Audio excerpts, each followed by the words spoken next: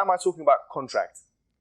And why have I made that diversion? The reason is this. There is something which unifies, yes, Western thought and Islamic thought, and it is the idea of contract. It is the idea of contract. The Quran says, Ya ayyuhalladhina amanu awfu bil uqud. O you who believe, fulfill the contracts. And in liberal theory, one of the underpinning things is got to make sure that you fulfill the contract. Because it's so obvious that chaos would ensue. Listen carefully. Chaos would ensue if contracts are not abided by. Imagine you have peace treaties between countries and they're revoked straight away because contracts are not respected. Contracts are important on everyone's worldview, on our worldview and on their worldview. Why is that important? Because imagine, listen carefully, what is the consequence, according to them, of rupturing a contract? Yeah, you can have anarchy, but usually the law has in place legal consequences, yes? If the law has in place legal consequences which can range from prison sentence to fining to death, in the case of treason, the idea that there should be a consequence attached to a severing of a contract is universally understood, almost. Except with anarchists and other people, right? But imagine this. Imagine we, as human beings, are severing a contract with the ultimate source of protection. Wait a minute. Say that one more time. I don't know how you made that diversion and you came back and what you're talking about. The ultimate source of protection, we believe, is Allah. He provides the ultimate source of protection.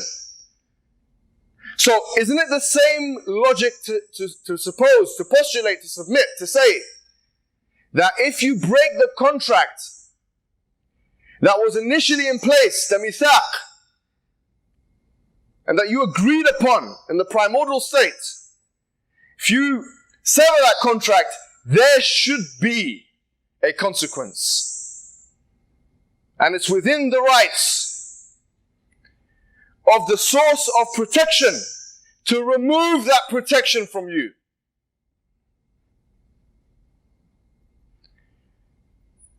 That's why the question that's usually postulated in these discussions is, if God is so merciful, then why does hell exist? Why is He putting the people in the hellfire? What kind of merciful God is that? He's putting the people in the hellfire. What kind of justice is that? The hellfire is an ultimate manifestation of the removal of Allah's protection from humans. Say that one more time. The hellfire is an ultimate manifestation of the removal of Allah's protection from human beings. And since we agree on the premise that it's consequentially justifiable to say that protection should no longer be afforded to those who sever the contracts, then what more contract more problematic to sever than the one who's providing for you in all aspects and domains and spheres of life?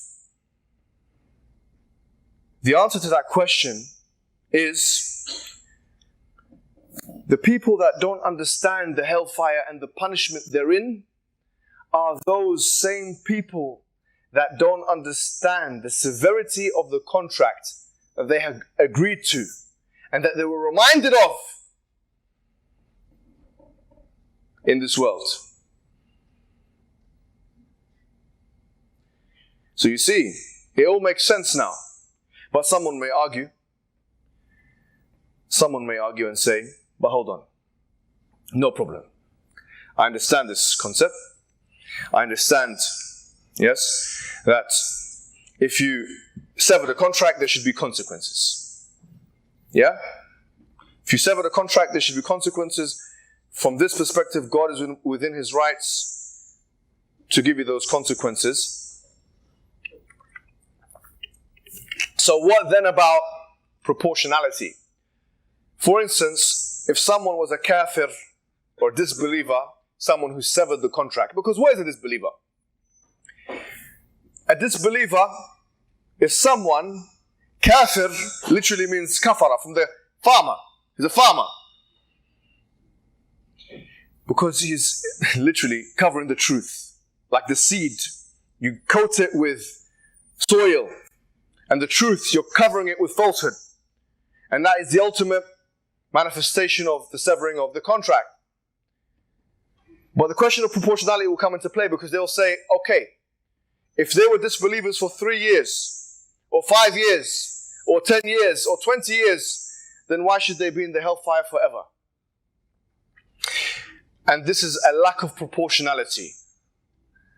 Yes, this is a lack of proportionality. Well, we say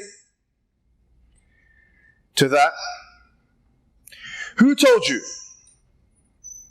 that time should all be treated equally and sins should be connected to time inextricably? Let me give you an example. And this brother of mine called Abdullah Andalusi, we were discussing this, he was giving me these pointers.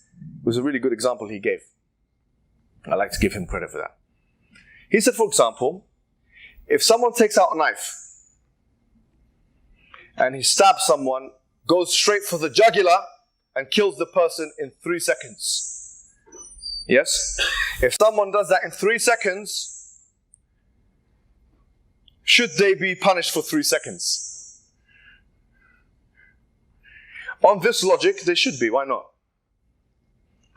3 seconds, you only were transgressing for 3 seconds. So go into prison for 3 seconds, or do this, go to the hellfire for 3 seconds. No. Clearly, there is a problem with equating time here. So the idea is shirk, or the association of partners with Allah, is valued so epistemically high in the ranking of crimes, because it is the ultimate rupturing of the most important contract, that even doing it for 1 second, even believing in that and doing it for 1 second, it's conceivable for 1 second, 2 seconds, 5 seconds, and you die upon it, and those are your last 5 seconds, that you will be in eternal punishment in the hellfire. And that is logically, rationally justifiable on both worldviews. Because to understand Allah and Tawheed, we must understand shirk and how dark and horrible and evil and grotesque and disgusting this crime is. How dare someone redirect their veneration, their love, their awe, their hope, their fear from the one who's offering all sources of hope and all sources of protection from fear, who is Allah subhanahu wa ta'ala. This is the most problematic and egregious and the most vile of crimes any human being can do. Worse than theft, worse than murder, worse than rape. There's nothing worse than that. Why is murder wrong? Because it's an ultimate violation of someone's right to life. Why is rape wrong? Because it's an ultimate violation of a man or a woman's right to dignity and to decision making in sexual intercourse. So why is shirk wrong? Because it's an ultimate redirection. It's an ultimate redirection of all of the attitudes, the beliefs, and the actions that should be positioned to the one who allows them to be positioned to anything in the first place to other than him.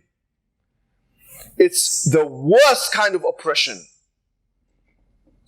Shirk is the worst kind of oppression.